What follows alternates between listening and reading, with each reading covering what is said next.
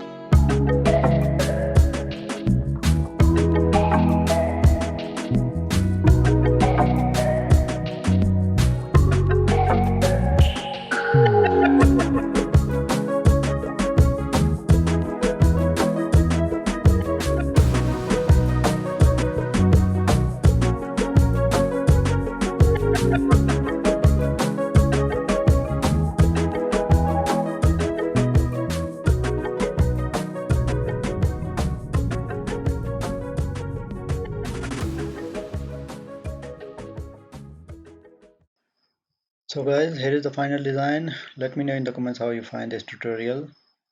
If you need any help, please mention in the comments. I will try my best to answer your question and queries. Once again, I request you to subscribe my channel and share it with your friends and colleagues.